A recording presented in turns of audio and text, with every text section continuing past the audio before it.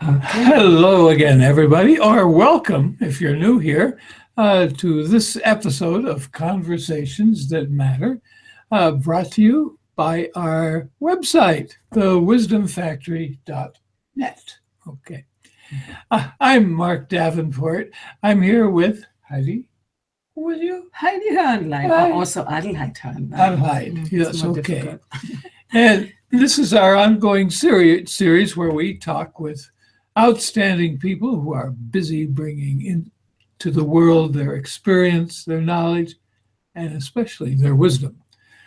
By spontaneous conversations with our guests, we hope to spread their evolving messages even further.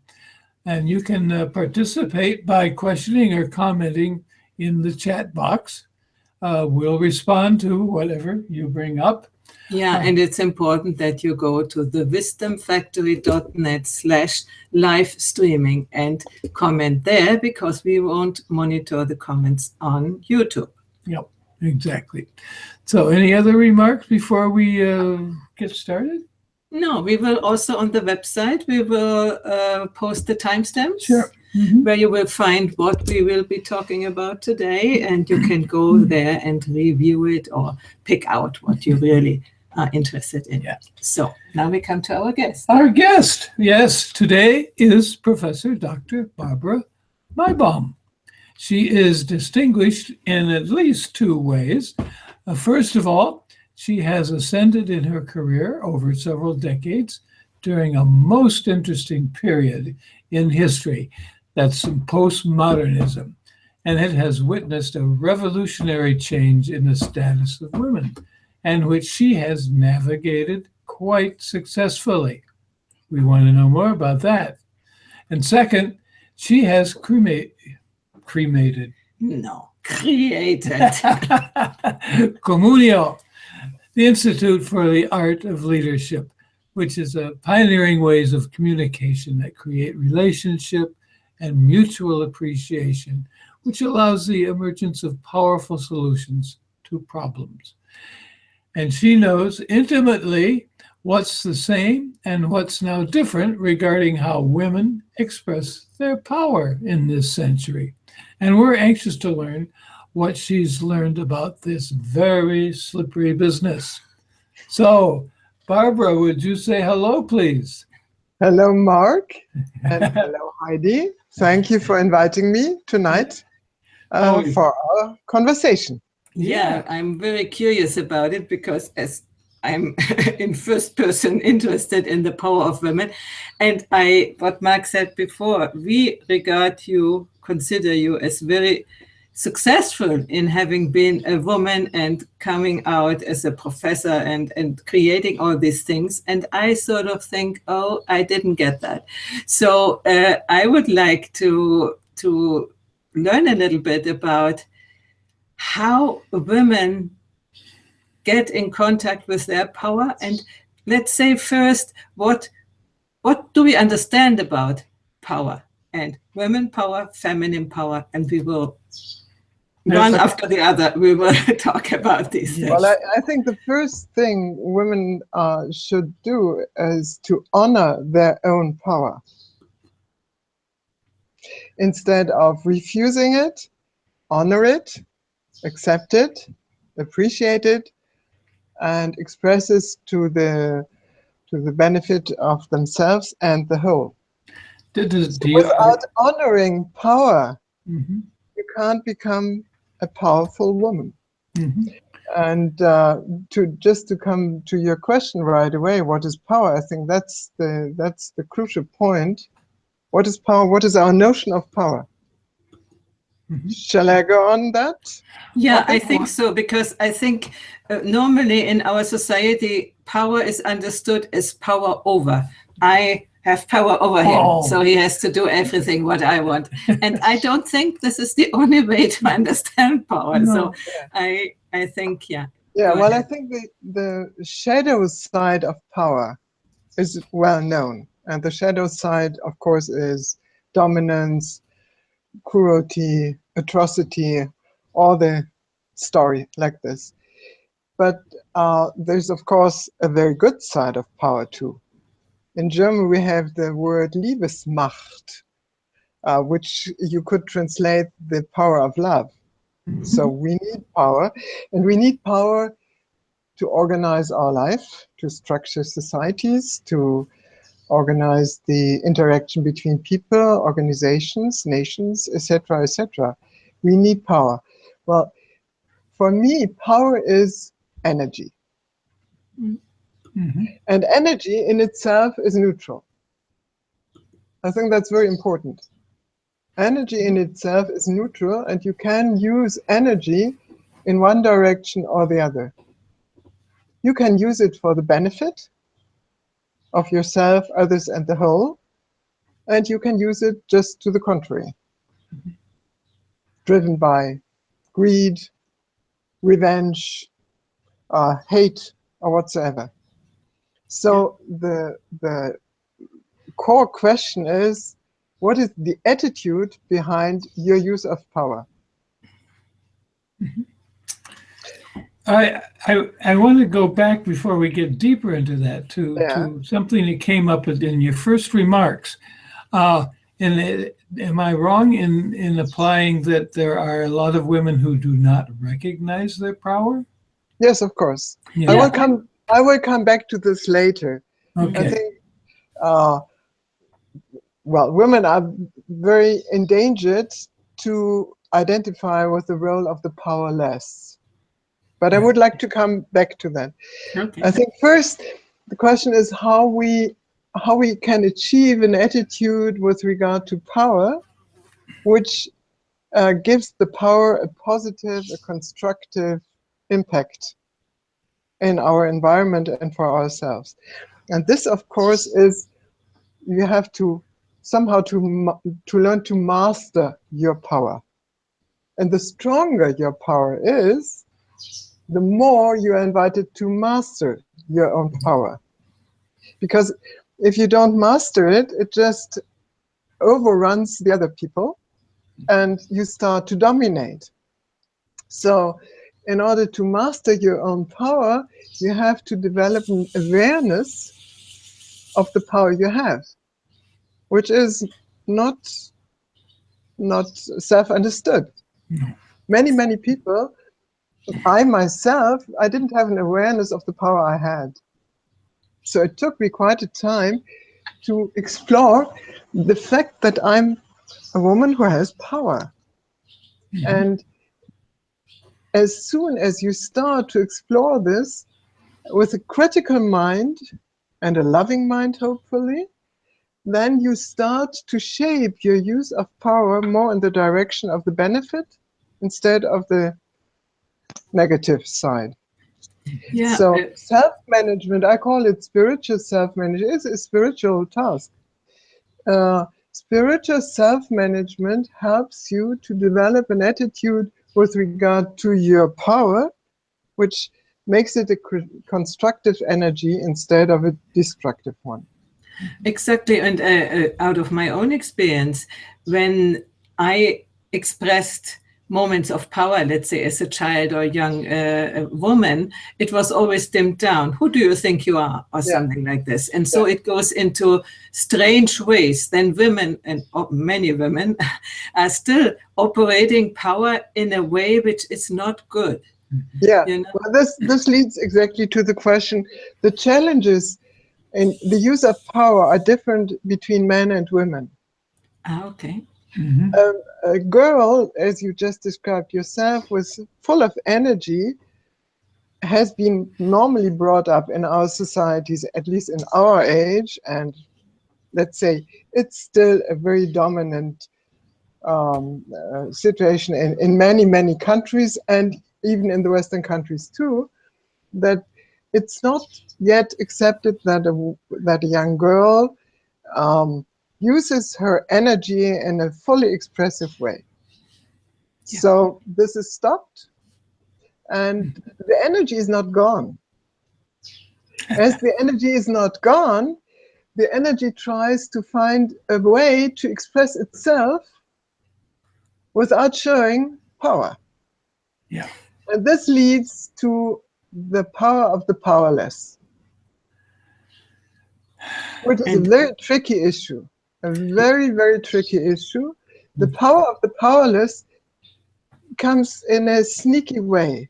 It's manipulated, Mhm. it's playing the victim, it's using little tricks, after talk, manipulation, Very Also, obvious in sexual politics. Mhm.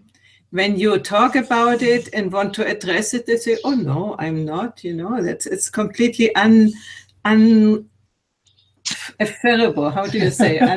You cannot touch it. Yeah. You Because cannot, yeah. Yeah. But it's very evident. Many, many, many women really use the power in an unconscious way because they have not learned, they were not invited, we have not been invited to honor our own power and to express it generally.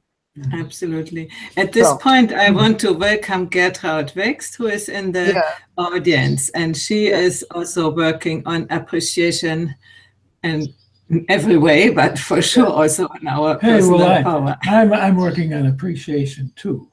Yeah. Yeah. Do you Hopefully. appreciate me? Hopefully. Okay, So, go ahead. I think the challenge for women is to let go the role of the victim. Because the role of the victim normally tries to avoid to be victimized.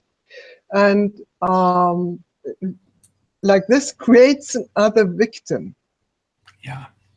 As it's so poisoning and so hurtful to be a victim, you create a victim. The first victim you can create is yourself. Becoming ill, withdraw, just not living a full life.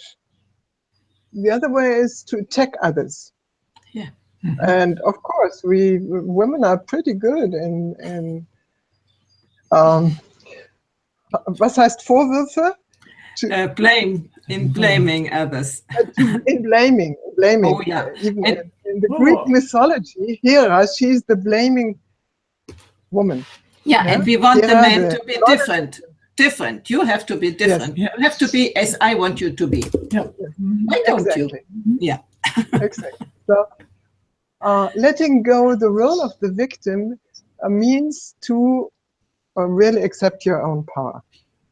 And this is it's difficult way for women. The trap is that women try very often to use the male way of using power. To this we come later. The question now is, what is really empowerment? Oh, because we want empowerment of women, and I think we are really, really in a period of time where it's necessary that women take their genuine power and play a major role in the development of society. Yeah. So and that genuine power is not the power which some women who are in political power demonstrate. No. I think that could use some explanation. Yeah. Not for me, because I know all this stuff. But say it again. What needs explanation? The fact that there are women in power who are not using their power in a feminine way. Yeah. The question is, what means empowerment? And in order to answer this question, I would like to differentiate between a couple of things. There are male and female, or feminine and masculine principles. Sure. Yeah. There are men and women, and there is something which I call the wisdom, the female, the wisdom as an expression of the female. Of the feminine, of the feminine, not the female. The feminine. Yeah. So the first thing is the most important. We have society is somehow, reality is somehow organized in polarities. And we have the principle of the feminine and the principle of the masculine. And we have a notion of a whole. And the whole means that those principles are fully acknowledged, honored, and integrated. So empowerment means for men and for women that they integrate the two principles. Yes. So it's not only a question of for the women. The task is not, or the challenge is not exclusively for women. It's for men and for women. Absolutely. And I deliberately, in preparing this talk today with you, I deliberately made a little list of principles. Ah, good. And I just would like to mention a couple of them. And it's not in a, was heißt bewertend, in a assessment way, judging way, but it's in a neutral way, because again, these are polarities, and the polarities are not either or, but there are shadows in between, like between day and night, there's the dawn. Huh? So there are, Exactly. yeah, okay. Control, more masculine. Trust, more feminine. Hierarchy, cycle. Demand, patience. Giving, receiving. Exploitation, enrichment. Action, recreation. Thinking, feeling. Judging, understanding. Technique, nature. Gross, subtle. Production, evolution. Purpose, process, etc., etc., etc. If you take these principles, each one is valuable. But if one gets too strong without the other, like for instance, control gets too strong without trust, then something is out of balance. And we have a society now, and then I come back to your question with the political leaders, the female political leaders.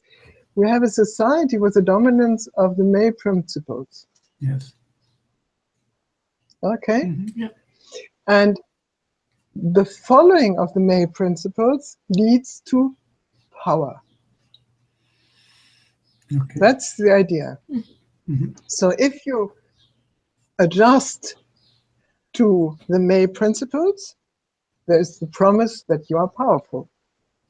And if you work with men, very often you really have to play the male side in order to be heard. Yeah. So we have a situation where it's very inviting women, which invites women to play the male. And what I would like to really put forward is we as women have to become an awareness and a consciousness of the genuine feminine. Yeah. Yeah. Yeah. So if we want empowerment of the feminine in society and in our life, we have to know who we are and where we come from. Can you give a couple examples of women who have bought the masculine game and opposed to women who are following their own nature, that are both each being well-known persons? Okay, I take for instance Gerda Lerner. Gerda Lerner is the historian. She's dead. She's an American, and she really put up the history of women. So she put a focus of her research on the role, the fate, the development of women in societies. And she did this with a very male strength. She was a very mental and in the same time very a sweet person, putting into the agenda that there is something which we have to consider and to take care of. That would be one example. Margaret Thatcher, of course, is the example of the other side. Yeah. If you take Angela Merkel, she has a strong attitude, but she's somehow lacking the expression of connectedness. And connectedness is a very, very important part of the female consciousness and the feminine principle. Connectedness and relation. Just as the symbol, the cycle is for women and the hierarchy is for men. Yeah, and those has to go together. There was a message from John Freeman, who lives in the UK, and he said that he cannot be here, but he will watch the replay. And he says, if I was going to be there, he would ask the question in regard to being better if women led the world. He would ask, what would it take for women leaders not to be led like pretend men? So what would we need to be able to have? And he says, we have a woman UK Prime Minister who is demonstrating this at the moment. So what would be needed that we can be in the feminine principles to lead? Well, I think we have to broaden our perspective a little bit and to take a look at our society and our world present in the present time. And we see a complete imbalance. Just to take one field, sustainability. Sustainability is a, if you might say so, it's a feminine principle. It's not exploitation, but sustainability. Or if you take our school system, the school system is very much oriented towards mental skills and mental achievement, which is the male one. The cognitive is more the male. But as we know, learning is dependent on whether you feel appreciated, whether you feel belonging to, whether you feel to be accepted, which is more the female one. Or if you take the way how we treat the international relations. International relations, the so-called globalization, is an exploitation of the South by the North. Exploitation is more the male principle, going back to the Bible, telling that we have to dominate the soil. The female principle or the feminine principle would be to garden, to do gardening, which is in the Bible as well, but which is not that far in our consciousness nor in the way how we treat the world. So the female principle would go for a different way of international relationship in the economic sphere. And so you can go on and question again and again what is needed in order to come to a situation where the principles are better connected. And this can be done, of course, by men as well as by women. But there's one difference. There's one difference. Women have a different socialization, and there's a very interesting differentiation which goes back to a colleague of mine, Elisabeth Beck-Gernsheim. She says, men have a way to work which is, in the Marxian terminology, tauschwertorientiert. It's exchange use. And the exchange use is that you get power, money, status, influence, top in the hierarchy by the way how you work. So it's a hierarchical approach. The woman is brought up in a very different way. She has to take care of the use of her work. A child, the use, Gebrauchswertorientierung in German. The value of use. Yeah. The value of use. It's again the Marxian terminology. So the success of your work doesn't depend on money. If you want to feed your children, the children have to be fed. And that's a big, big, big difference. Yes, indeed. Big difference. Yeah. So the care for the well-being, the care for the creation, recreation is much more embedded in the female consciousness. And naturally, I would say, not only by upbringing, but because it is sort of our principle, our innate qualities. Yes. It's almost biological. Yeah. It's biological too, and of course, well, there can be societies where it's not such a split between men and women in their socialization, but in our societies, it's still very much like this. Yeah. Do you know any society? In former times, there has been in former times, yes. Indigenous people and in former times, where it was different. Yeah.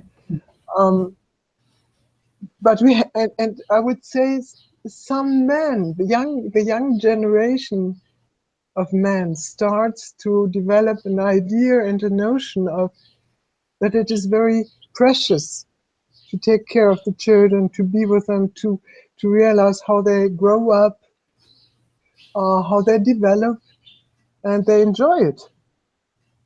So there is a change, a certain change in the young generation, at least in a part of the young generation, which might lead to a certain shift and to a better integration. I've gone 50% in that direction. I'm watching our cats and our dog grow and develop in a way that I could not have appreciated years ago. Absolutely. Yeah, that's something very interesting you are mentioning, because you are of a certain age, as we are, Heidi and me too. Yeah. And there is a researcher, Suki Colgrave, which I appreciate a lot. She wrote a book on yin and yang. But these are again the two principles. And she somehow says there's the need, the notion, and the wish, the longing of every one of us to become whole. And this is different for men and women. Normally, from the hormones, now we are in biology, from the hormones, men start with a male side. And in their second age or third age, they develop more of their feminine powers. Yep. You agree, I see. Absolutely. Yeah. And on the contrary, women start more from the feminine side, female feminine side, and become more male in the second or third part of their life.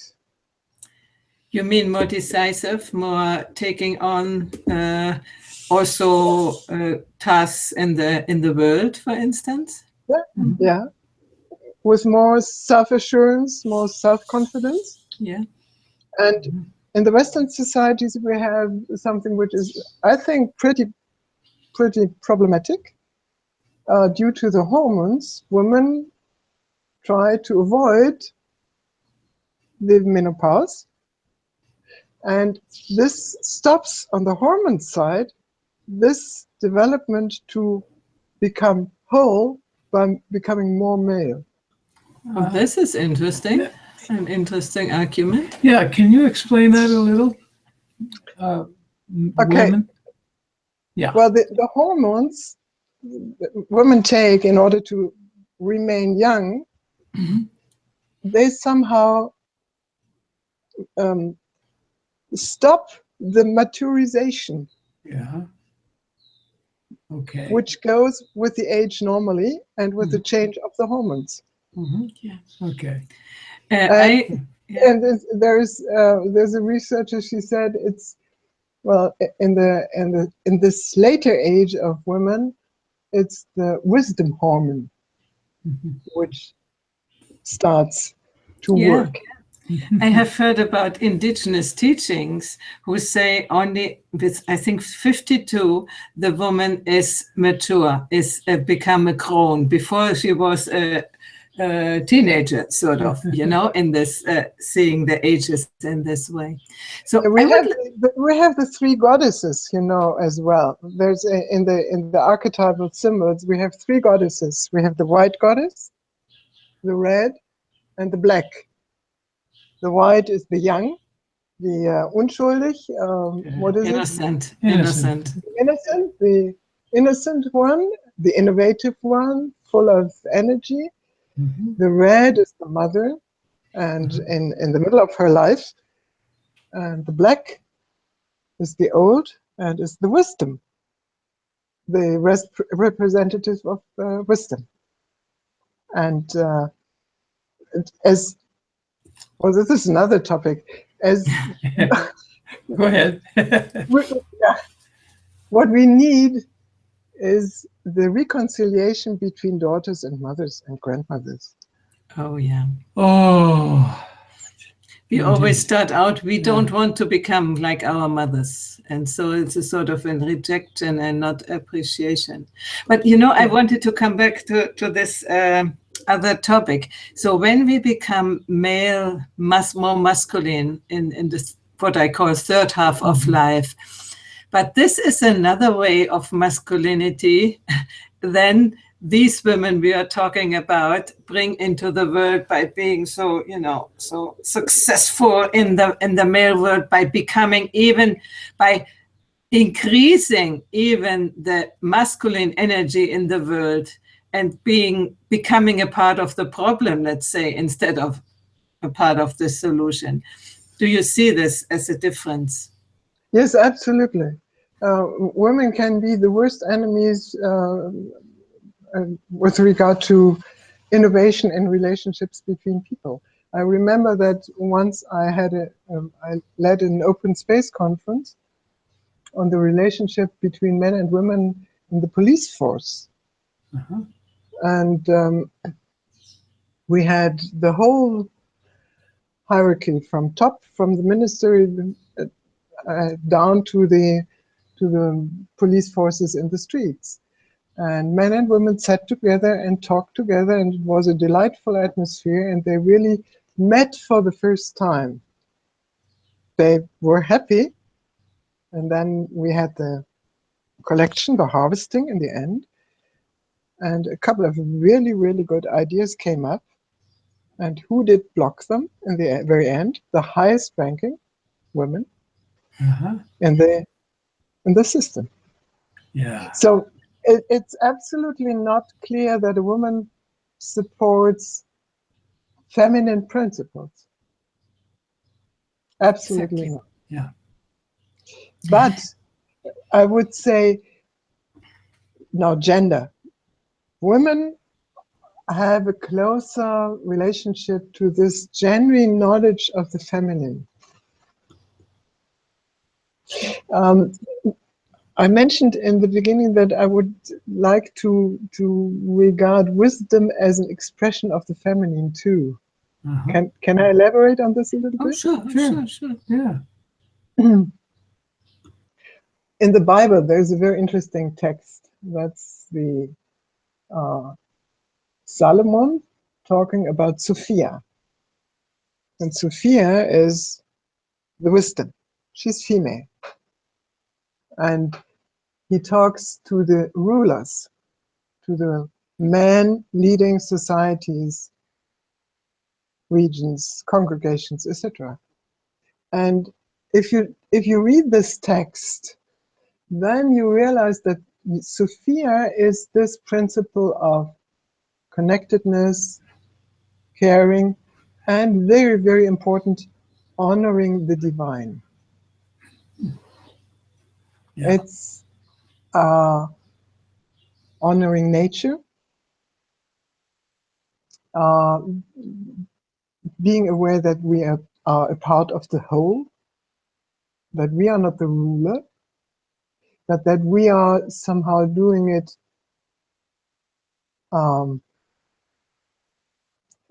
im Auftrag. In commission, and because somebody has given us the task. Yeah, okay, as Yeah. stewards. As stewards, yeah. Okay. Yeah, as stewards. If we rule, we do it as stewards in order to serve life. Mhm. And there's an interesting thing which I found, that it said in a myth way, as a mythology, methodology, Uh-huh. mythological way, that women know the direction where to go, and men know how to get there. Yeah. It seems Right. to be the case. Yeah. Yeah. So if women don't honor their power to know the direction where to go, they can't bring in the discussion, the dialogue, Mhm. the direction where to go. Yeah. And I was thinking what we said just now, women, when they are not following the feminine principles, they can be worse than men. Worse Yeah, than and a men. man who is open for the feminine principle. Yeah. Yeah. And so forth, we have to find good innovation corporations, innovative corporations with men who are open to balance the forces and the principles, with women who go forward. It's not to fight for women. Mhm. No, that's. I just remember. I think Ken Wilber once that when Dalai Lama said the women will save the world, he said, "Yeah, some women, yes, but when they have a certain development, when they have reached what we talked before, when they have overcome this victimized state, and when they have accepted their femininity and their feminine qualities, those have the chance. The others, no, they are often worse than men." Not helpful. They are not helpful. And well, I myself, if I look back to my history, I myself, of course, I tried in the beginning to become male. Yeah, me too. Oh, how much I was envious of men, and I thought only they get everything, and I blah blah blah blah blah. It took a long time. Yeah. So the question is how we get into this beautiful state of honoring our own energy, our own power, and expressing it to the benefit of the whole. Exactly. Do you have a sort of a suggestion how women who are watching this and feel they would like to really know what their real power is and not this power?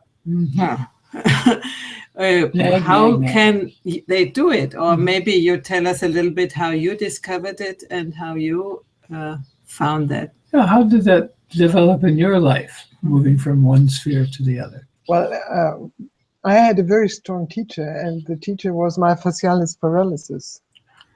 Ah, The facialis paralysis told me that something got out of balance. And so I had to wonder, where did this come from? And it's my female side. So this is a very strong teacher. Because, of course, I wanted to rebalance myself when I realized something is out of shape. I think one approach is to listen to yourself. Which stories are you telling about yourself? Listen.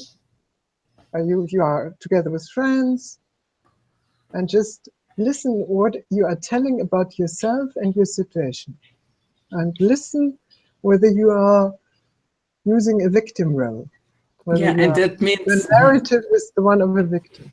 Yeah, because maybe people don't even realize that they are in the victim role, but as soon as you think he has done that to me, or she or whoever, and this is always me, and blah, blah, blah, blah, this is the victim role. Because often I see people, then they are so convinced that they are right, and the others should consider them better or do something for them, and they really owe me that. And this is also victim, but it doesn't look like victim in the first, because they are not doing like, but they say, And it's not something which we could call empowerment. Absolutely. Yeah? Empowerment is something in between this trap of either overpowering or underpowering. Exactly. If you are underpowered, you have given your power to somebody. Yeah. And we are doing this sometimes also strategically. When I ask you, where do you want to go today? And you say the place X. Then I say, oh no, I wanted to go in the place Epsilon, you know. This is really a bad way of there's all kinds of power. Yeah, there are many ways to avoid responsibility. Yeah, I'm good I at think it too. A further approach, well, just to finish with this first one, listen to the story you tell. Yeah. And then start to tell a different story. Start to tell a different story. A story, for instance, of a learning process, of a change, of a challenge, of a success, of something despite. So as you are nourishing a different wolf, do you know the story of the wolf? Well, yeah. it's an old tale. Okay. This is There's a Little Red Riding Hood? I think so, yeah. There's a small kid asking the grandfather, oh yes, yes, what is I know the wolf? Is it a dangerous animal, or is it taking care of us? And the grandfather says, well, it depends which one you feed. Yeah. So the attention we give to the victim role, that if we give attention to the victim role, then we feed the victim in ourselves. If we give attention to the empowerment, then we help ourselves to honor our power. I think that's very important. What I find so important is to become able to make the discernment between these things, to really, really understand what your own victim story is. Yeah, because well, I remember that I didn't know for a long time that I was a victim, you know, that I made myself a victim, because my mother did, and she was so negatively powerful over the family in this victim role, you know, and that helps to see it. But in yourself, it is very difficult. So I think the good thing would be to connect with a commitment with friends and allow them to tell you what they see. That would be perfect. Yeah. Well, if you now mention your mother, I come to another help which might be used. That is to accept the perpetrator in yourself. Exactly. Oh boy, indeed. Oh yeah. And to forgive those who have done harm to you. Absolutely. Because every one of us has the perpetrator inside. Absolutely. This is the king's way, Königsweg, to really to understand, not to say I would never do that, but to understand that we would be able to do everything, and we don't need to decide. How do you say? We when we see that we are the perpetrator, doesn't mean that we act as a perpetrator, but to see that is in humans is everything.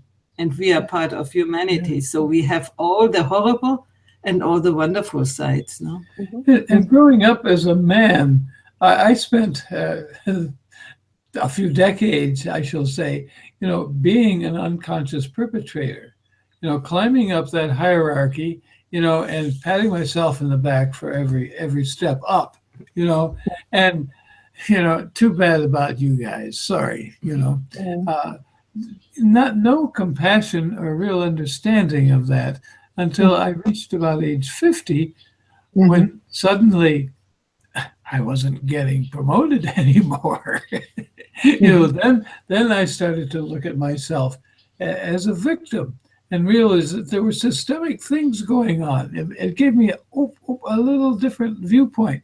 And of course, I had to overcome that too in order to just be who I am now. Exactly. Yeah. Well, the good thing of age, and you did a lot of about mature aging and integral aging.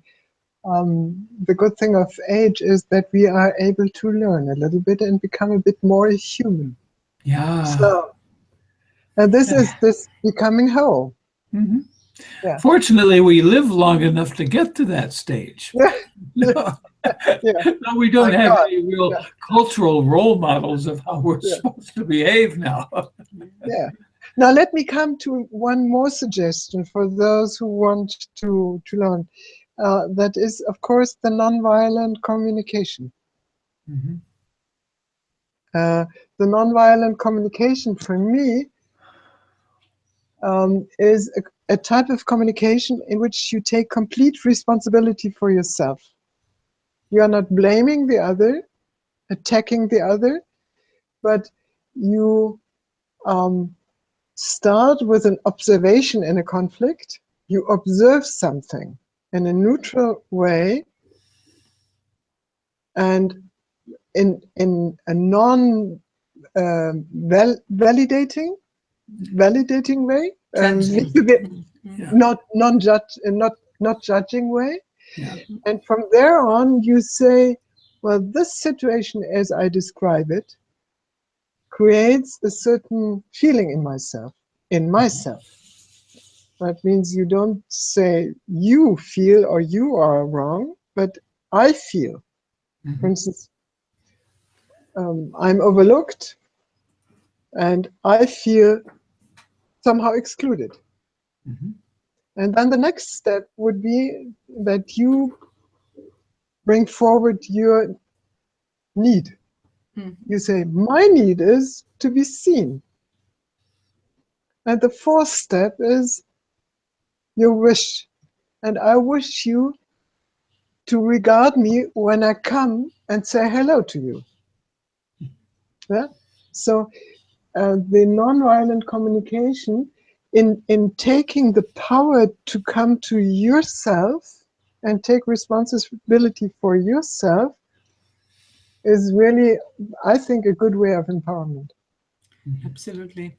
To know that it's you, that the other people do something, but your own emotions is your emotions. And then you can express a desire that they behave in another way, but without saying, you always do that to me. Yeah. Always. You are the bad one. I'm the good one. Yeah. Or in organization, this would be called to politicize, and the Flurfunk, we call it in German. Back-talking Flurfunk. Okay. You talk in the corridors, you talk about the others, but you don't talk behind the back. Yes.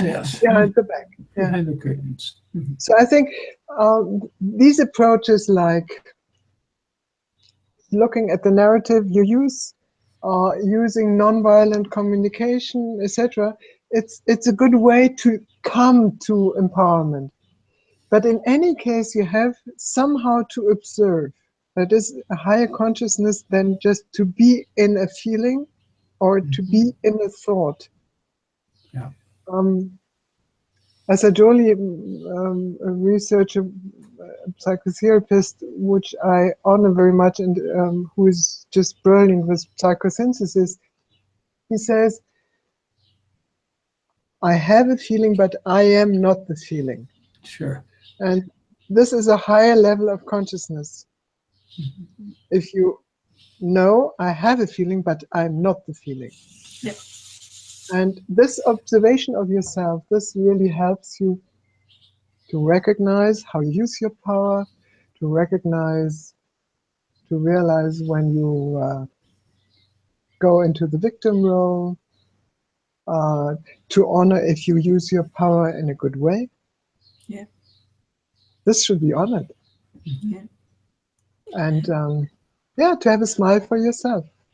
Yeah, I wanted to say, you mentioned Asajoli. I have done on my personal channel, Adelheid Hörnlein, I have done a, let's say, a conversation about Asajoli, and I've explained the principles about 2 years ago. When you go and scroll down there, you will find it. I mean, I don't mean you, I mean the people who want to know that. It was an Italian psychiatrist he was, but he developed a very helpful new way of seeing the psyche together with spirit. And so I thank you for... Well, Asajoli would call the powerless one eine Teilpersönlichkeit, a part personality. Yeah. And each part personality has an energy inside, which somehow is covered. And of course, then powerless has power inside. Absolutely. And you guys haven't seen mine yet. No. Your power. So we have about 10 minutes. I would like to come back to what you are doing. You have this communio, the art of leadership. And do you train women? Yes. Okay, would you talk a little bit about this work you're doing? Well, I do both one-to-one coaching, and I often work with women who want to get out of their victimization and their feeling of powerlessness. And this is something which is not only for everyday life, but it's existent in the very highest ranks, of course, too. Yeah, just women who are very far up in the hierarchy, they have this feeling too. Sure. Then what I was for many years, I had the women's leadership training in one of the DAX industries in Germany. And we trained the women with a couple of steps. And what I do right now is to start with two colleagues of mine, Regina Hunschuk and Susanne Leithoff, what we call the Academy of the Women. And there we start with methodology and the ancient ideas of the feminine. Then we go to the power and the empowerment of women, and then we go to the situation in business and in profession today. And we want, with this experimental approach, we want to as well to find better words, or the wording to express what we are talking about. Because the feminine principle is not evident. It's not. And it's not. We need the mental, we need the logical approach in order to give words to the feminine. Yeah, because it's more in being, and it's not in the articulation of what is. Yeah. And I think one of the tasks we have today is to be able to find the right words for what is the feminine principle, which needs to strengthen in societies and in ourselves. And not only in women, but also in men, and especially in men, to let go of this dominance, the need of dominance, and come more to the collaboration and the dominance of the mental, the dominance of the mental as well. But we Exactly. need the mental in order to find the right expressions for the non-mental. Exactly. It So, has to serve another purpose. yeah, and we come back now to what we said at the beginning. We need to come to balance. The masculine principle needs to get married with the feminine, and the feminine with the masculine. So both. You mentioned some minutes ago, Barbara, about working with this group of police people, which are both male and female. And I'm just wondering if in Communio you have a place where you do work with men also, or in mixed groups. I don't know how you would. Oh yes, of course. I just came back yesterday from Mykonos.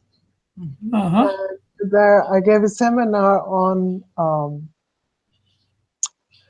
that's difficult to translate. It's a seminar on transformation, because in every day in the life of everybody there are periods of transition and change and transformation. And in our society there are only very few rituals and little knowledge about these passages. Ritual, you said. Yes, okay. And the knowledge is lacking too. The consciousness that there are passages in our life. And this group, for instance, was half male, half female. So, of course, I'm working with men. Good. Okay. Yeah. And one thing I've come to appreciate living in Europe is the relative importance of rituals, which has been so downplayed in American life. It's such a secular approach that we have, despite what you may hear about the religious right. Very few holidays, very few transitions noted, paid attention to. Yeah, there's something missing. But if you take a broader perspective, I would say the postmodern society has somehow kicked out the rituals. And now there's a longing for rituals, because rituals are messages to the soul about something which is important to the soul. And but before we do a ritual, we have to develop a consciousness that there is a passage, that there is a passage. If we don't know this, then we don't need a ritual. Rituals for what? But this is something I've learned living in Europe. It came to me, I don't know, a couple of years ago, that I'm living with the indigenous people of Europe. The indigenous people in America, of course, were the Indians, the Eskimos, the Inuits, etc. And we looked upon them as rather, primitive, and so they had these rituals that they had to do and so forth. But no, I'm learning. It's good. Yeah, but I think we are stepping into a different period of time where people become aware of the need for it, the language, to develop the language of the soul. It's the language. Again, we are with the feminine. Yes, we are. I want to do justice to our audience, because I have overlooked, somehow I didn't notice that Martin Ocek is here. And he's asked you can you say something about rights and responsibilities in the domestic and private sphere, and how that influences power, and how feminine and masculine principles can be integrated into Habermas' discourse ethics? That's a big question at the end of the time. I'm sorry, he wrote quite a bit of comments, but I didn't see them in time. Rights and regulations, and the policy to find regulations with regard to the relationship between men and women are, of course, very important to transform the society to a certain extent. So, for instance, if you have the right to be treated with equal wages, this will change something. Or if you remember in the I think up to the 70s or the 70s, I think, the woman had to ask their husbands in Germany whether they were allowed to work. Today, this is just, it's gone. Now you're required to work. Yeah, now we are required to work. So the change in the regulations, of course, help to change the way how women and men are treated in society. But the regulations themselves are an expression of what is taking place in the society. So it's the question, what goes first? The change in the society or the regulation? It's Probably the change, I would say. It's both. It's the one and the other. And what we can see as well is that there is a backlash if there's too much, or if the women get rights, there's a backlash from another side. Just to give you an example from history, the writers have always been men. Writers in the offices have been men.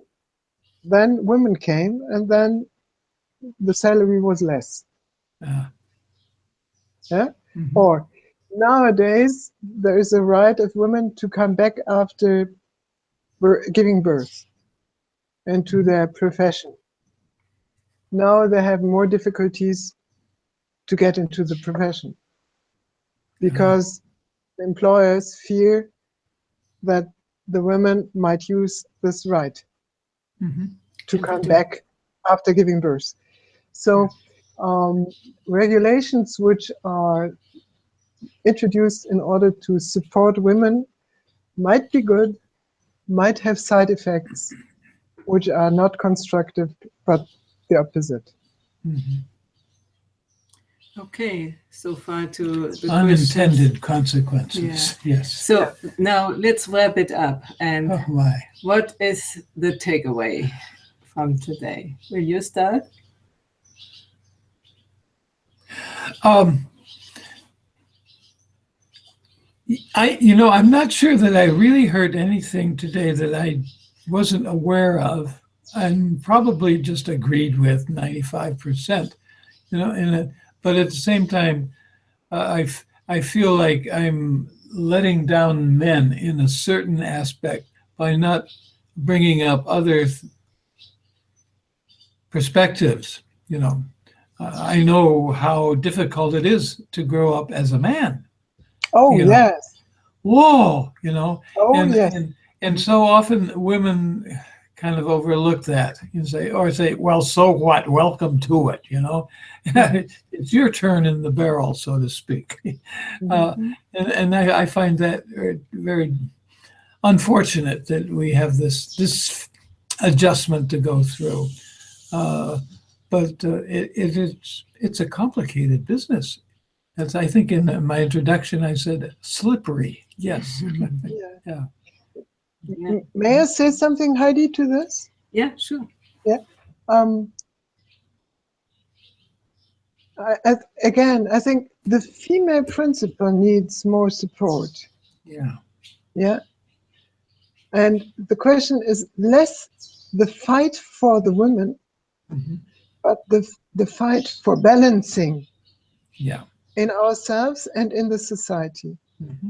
And there's a lot of need of balancing in men. Men, if you ask me, men are very much victimized as warriors in their business, cutting off their feelings, etc., etc. I think that's a good topic for another talk. Yeah, yes, it is. Let's do that. And for me, it's also the women, yes, empowerment, but also see, for instance, that what Mark says, because we often think we have always been the, how do you say, on the negative side of life, and now we have all right, and we want everything, and we don't see that the men have their own let's say, problems, and that the past, Yeah. it was an agreement between, also an unconscious or silent agreement with the roles we had. And when we now want to change the roles, which is okay, but then go like a tank and cut the man the throat off, it's not a good thing. So we women have to develop in two ways. Once recognize the victimization, and once the other thing is recognize our perpetratorship, as you said before. And this for me is the outcome of today. We have to say it more often. It's not only that women are better and do everything better. No, it's not. It is to get the things in the right balance, as you say. And we cannot say it often enough and invite people to see that. And May I add something? Sure, it's now your turn. I would like to look forward. And to look forward for me is, as I said in the beginning, to honor the power of women, to express it, and to come to a good cooperation with men. Exactly. And And come that's to good cooperation with men. Exactly. And this is, and the aim is to help our society and to help our relationships in our private life and in our organizational life, because there are many things going into a very bad direction, and this has to be rebalanced. Yes. Absolutely. And then I come back again to that, when women go into too much male masculine energy by wanting to dominate, they are doing the exactly wrong thing, because they are increase the, let's say, the pathological masculine drive, which is creating the problems in on our planet. We have to develop the genuine feminine qualities and not only Wonderful. Now Yeah. you ended in a positive way. So thank you very Okay. much, and thank you everybody who has watched and who will watch in the future. And please engage with us. If you have ideas or your own perspective, write to us, write the comments, or if you want to be in a conversation with us, call us. And even with Barbara, we do another one about the man. Okay. do that. I think that's a very good idea. You should do that. Wonderful. I'll see if I can find somebody. Somebody, so that you are not under two women at the same time. Okay. Okay. Bye-bye. Thank you. Bye-bye. Bye-bye. Thanks to Martin and Gertrude. Yeah, and they have shown up. There were other people here, but they haven't shown up in the comments. Yeah. But we are glad that you are here. Bye-bye. Bye-bye.